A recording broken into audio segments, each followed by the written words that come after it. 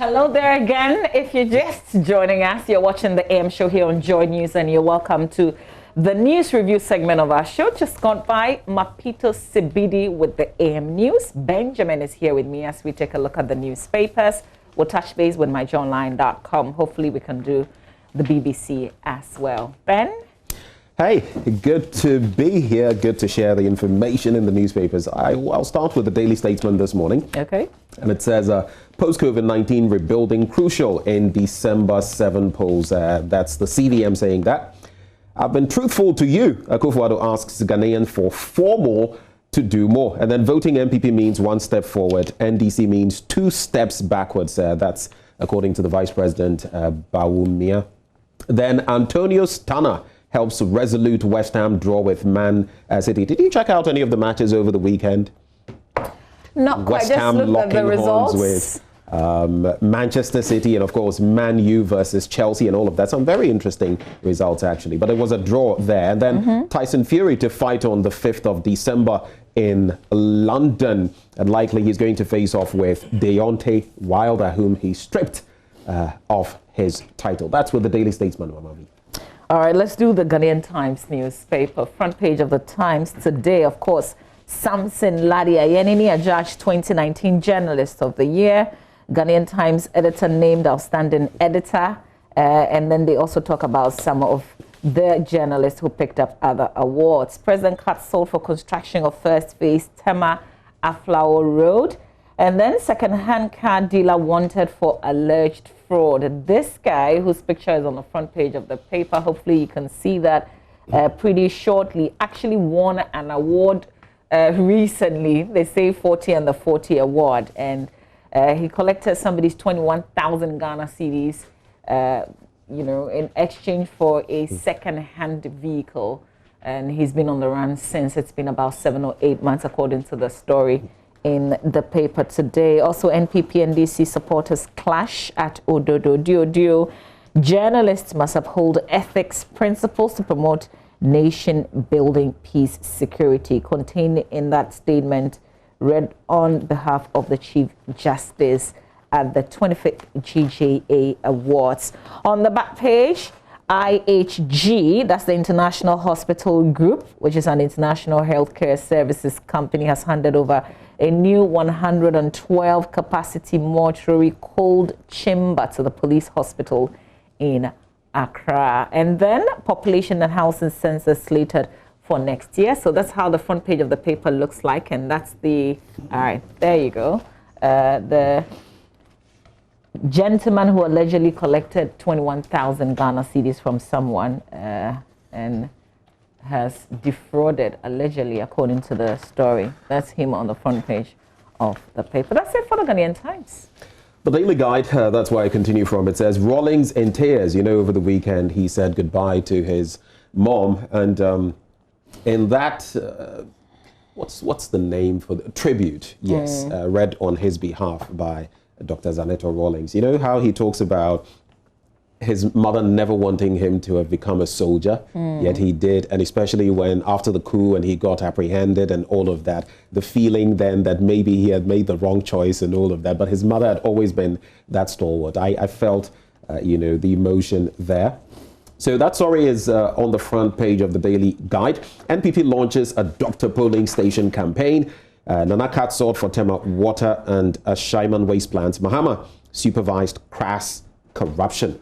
All of that on the front page of the Daily Guide newspaper. And that last story I read out, Mahama supervised crass corruption, Godfred Dame in the mix on that one. When you go to the back page, what is the biggest thrashing? I know you're a football fan, so I usually come to you. What is the biggest gap you've seen in a football match before?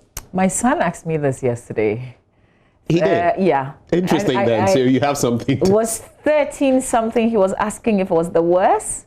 And I said I didn't think so, but I couldn't remember. Right. So that's exactly what I'm asking you about. I've heard outrageous score lines in the past. In fact, there was a Nanya FC, Abedi Pele's Nanya FC, way back with another terrific score line. But this one, Ajax smashing 13 past Venlo. I can't believe how the manager for Venlo would be feeling, but that was in the Dutch Eredivisie. Kotoko ex-striker dies, that's Steven Owusu, at age 37. 37. And then Magdan Foundation matches end on high. So that's it with the Daily Guide newspaper.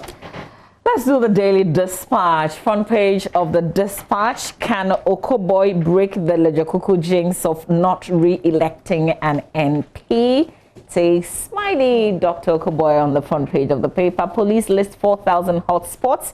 Ashanti 617 and Central 537. So both top the lists. And then Ben, you were talking about the deal with those 50 hotspots there. Yes. They've got other places as well in the Greater Accra region. Lots of them, by the way. This one that the paper is highlighting. Let's see, maybe we can come back to it. So let's do the rest of the headlines on the front page. Ekufuado cuts sold for construction of waste plants and stadium for Oti region.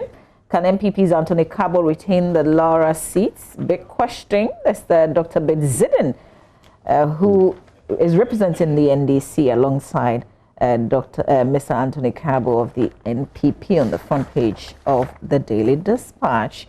Well, details of those two on the back page of the Daily Dispatch. Well, the story here, the publisher newspaper, I wish you die in prison. It's a judge telling a jailbird. He's been in and out, in and out, in and out, and the frustrated judge tells him, I wish you die in prison. I just think, though, that those were words that could have been swallowed. Listen to the details of it. So this is a man who has defiled his own granddaughter, who's about 2 years old. Terrible. And I mean, if you were, he was sentenced to 21 years imprisonment and had labor, by the way. So I guess this is just, if you were delivering that judgment, you would be angry, you would be upset, you would be, I don't know, all the things that you used to describe. I don't hold anything against the judge. I mean, I was very annoyed hearing details of that. And this was an auntie that saved, can we even say save the little girl? Because, you know, she heard the cries of the girl and then went into the room and got the girl out.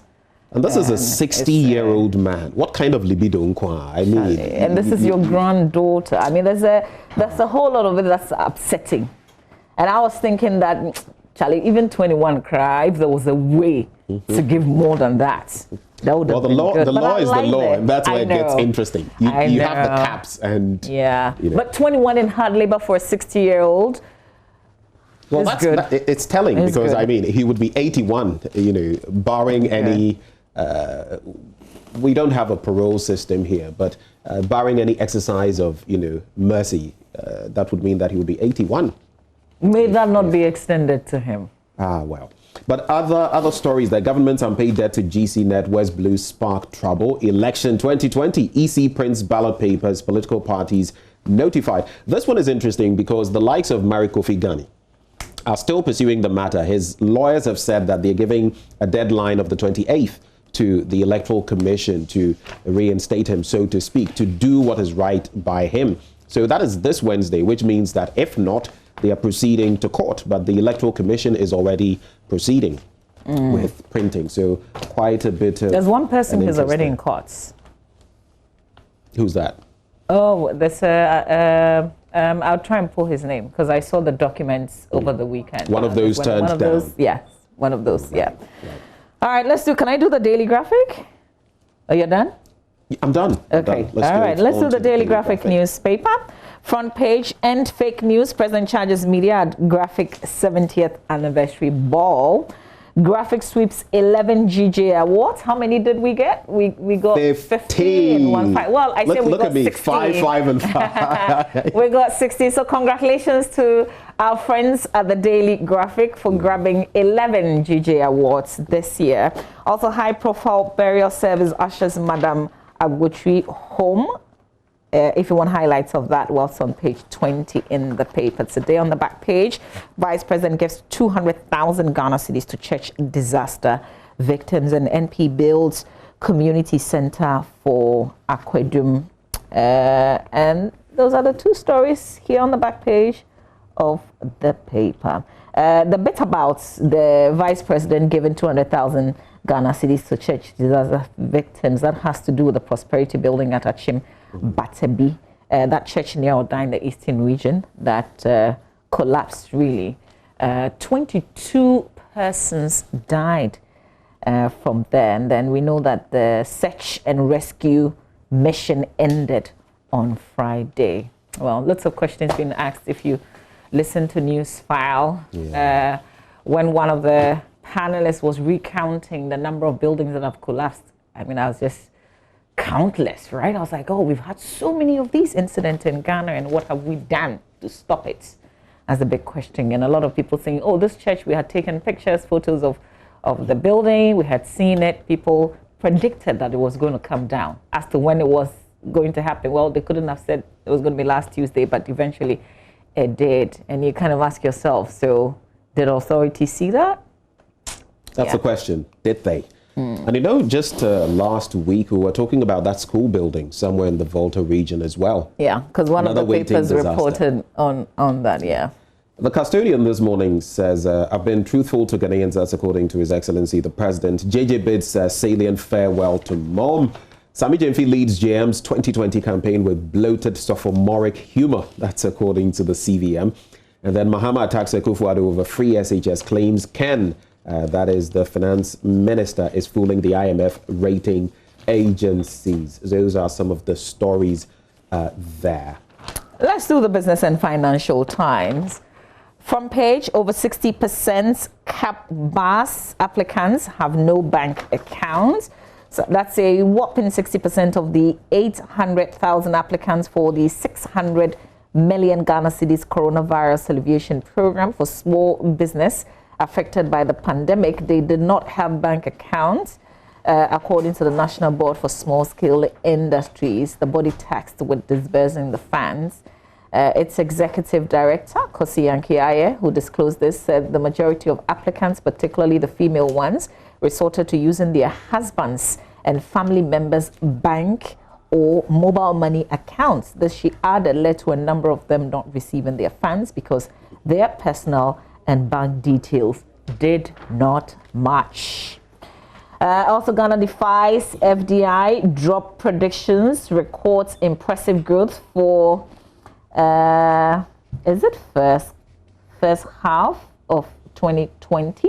So despite projections by the United Nations Conference on Trade and Development that global foreign direct investment inflows would decrease by up to 40% in 2020, with their 2019 value of $1.54 trillion, Ghana has seen a more than 400% rise in FDI inflows in the first half of the year. All this attributed to CEO of the Ghana Investment Promotion Center. Also on the front page, IMF projects economy won't contract amid pandemic. Fiscal deficit to hit 16.4% of GDP. Other stories of interest, including this one, the Ghana Community Network Limited and West Blue Consulting are pushing government for a total payouts of $300 million due to the abrogation of their ports management contracts. Details of that in the Business and Financial Times. All right, so let's do the Ghanaian Times. We've gone through the Times paper. already. Yeah. It's one of those you've already done. So the Republic newspaper, the Republic Press, and it notes how we have just 42 days more to election 2020. It's amazing how the days are flying. Yep. And very soon, the American elections will be on top of us, and then our own. Oh, yeah. We just pray for You know, a ballot box was set on fire in California, right?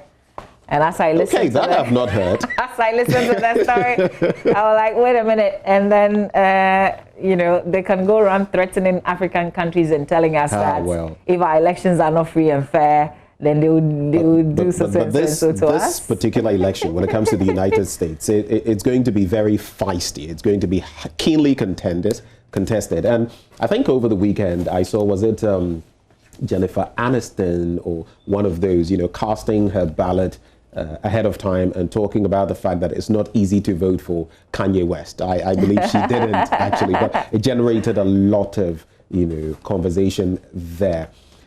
Now, this one says, we'll bring back a Twabo Freeport project. That's according to Mahama. I don't lie, Akufo-Addo tells Ghanaians. Rawlings bids Mom farewell.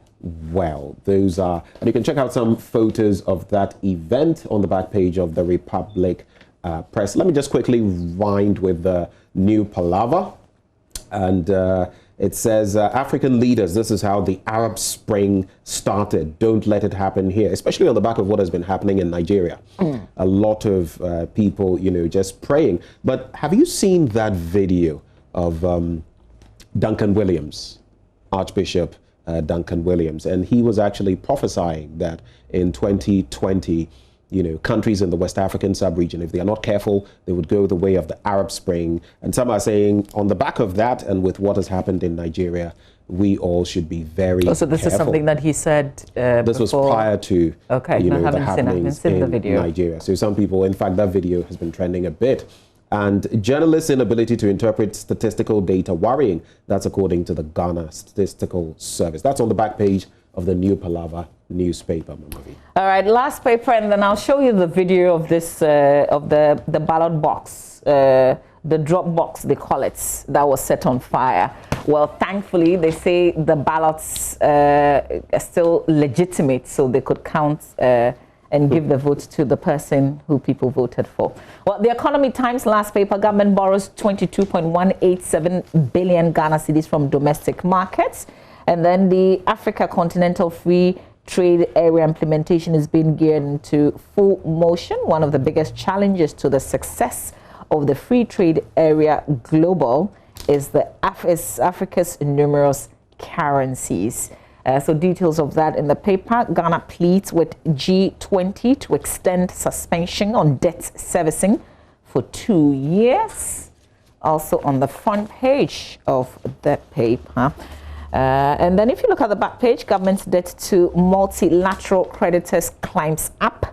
IMF projects higher debt to GDP ratio for Ghana. Ghana's FDI value hit $785 million in half of 2020. All right. So let's do this. Another paper? Nope. So I guess we can start digging into the topical issues. I'll commence with the Daily Guide newspaper. And the bit about the Takoradi girls' bones in court. So the story is on page 3. And it says, a second D High Court hearing the trial of 2 Nigerians who allegedly kidnapped and killed the 4 missing girls in Takoradi has ordered that the skeletal remains retrieved from a septic tank at Kansarodo near Takoradi and confirmed to be that of the missing girls be brought to court. The 7-member jury impaneled for the trial of Samuel Udotek, Wills, and John Oji requested to see the bones of the girls after the head of the pathology department of the police hospital in Accra, Superintendent Dr. Osei Owusu-Efiye, testified in the case on Friday as the 19th witness. So the story goes on and on, but with regard to the cross-examination, Mark Bosia of the legal aid representing John Oji asked the pathologist whether his team was able to know the cause of death of the victim. So it still is up in the air a bit with regard to what exactly happened to the girls, whether indeed those are the remains of the 4, Priscilla, the 2 Priscillas, Ruth, and then, so interestingly, there are 2 Priscillas and 2 Ruths, if you go back to the story there. So further developments on the back of that. And you do recall that their families had asked for further testing with regard to, the remains to confirm that those indeed were the remains of their departed ones, assuming they had actually been killed. So we wait to see how this story develops further, Mamavi. Yeah. All right. I want to show you, I think I've shared the stories that I wanted to highlight, the bit about the 2-year-old being defiled. Was it in the central region? The 60-year-old who got, yes, this was in the central region. And I remember when I read the story, I thought I would say, well, good job, well done to the police in Mori in the central region and to the Central Region Police Command as well. I think they did a very good job. If you look at the timelines with what happened, girl was taken, the issue was reported to the police station. They were issued with a form to go to the hospital. The following day, the man was arrested, taken to court. It was such a speedy process. He pleaded guilty. So, of course, he also made the work a lot easier. and then he got his conviction. So we thank the Central Region Police, the Mori Police as well, because it all started with them. If we can have our police working like this in all the other areas of the country, we will be making great progress. And I thought that the story should also be encouraging to parents. If a child tells you, is able to narrate what they've been through, they've been defiled or they've been raped, you should make a report to the police. Was DOFSU, I think, that unit that handled the case. So I thought that we would highlight it and say thank you to the police in the Central Region. If there's another story in any of the papers? Yes, another one I want to look at briefly. The Ghanaian Times newspaper, and it's because this actually is right down our alley as media people. And on page 17, it says, journalists must uphold ethics and principles to promote nation building, peace and security. And that's the Chief Justice saying that.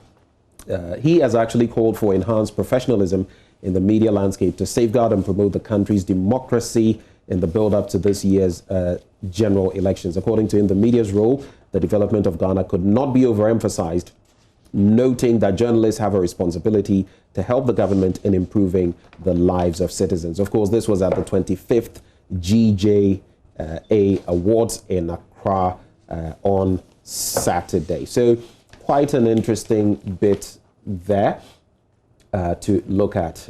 But I'm also hoping that even as they do this and ahead of election 2020, media people too are given the protection we need. We've all seen in the past what has happened to some journalists, and we pray that we'll also be protected even as we go about our work. Absolutely. Let's see what's on myjoyonline.com, but whilst we get ready for that, Director Yao, if the video of the ballot box is ready, we can show it to our viewers. I'm not sure a lot of people know about that story. With their own exercise as well. And then they talk about us and put us on notice and threaten sanction and stuff like that. I mean, I pray we'll get to that level where we can also sanction them. From opaque boxes in 92 thereabouts to what we have now. I think we've come a long way. Yeah, we have. There's so much to celebrate. Actually. Yeah, exactly. So we're proud of what we have achieved. And, you know, the West shouldn't come and talk to us as if they don't have issues. They have issues. They do. Yeah. They do. Let's see what's on myjoyonline.com before we bring you sports. Ben? Okay, so let's do this. NDC and MPP supporters in Jamestown clash after Pete's walk. I'll be bringing you more on that as I hit the Ododo constituency today. Then there's also this one, Multimedia Group's Samson Ladi Anyenene is 2019 GJA Journalist of the Year. Full list of 64 award winners. You can check them out there.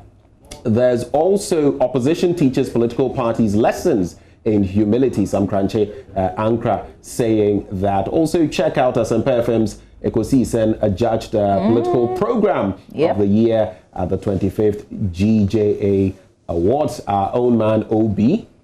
And more details on myjoyonline.com. If we can just, I believe that is all that we have there.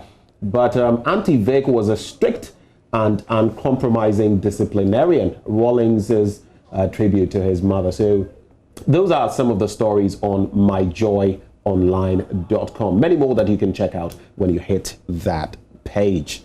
All right, with some 30 seconds left, let's just give you the updates on the NSAS situation. And I'm reading this from the BBC. It says that the hashtag NSAS campaigners were protesting against police brutality in Nigeria have now started the process of electing leaders and advisors. Okay, so right before we wrap up, I just want to wish a very happy birthday to my uncle, Anthony Kwame, the youngster of the Youngster cluster of schools. He's 85 today. I just want to say happy birthday to you, long life, prosperity, and God bless you.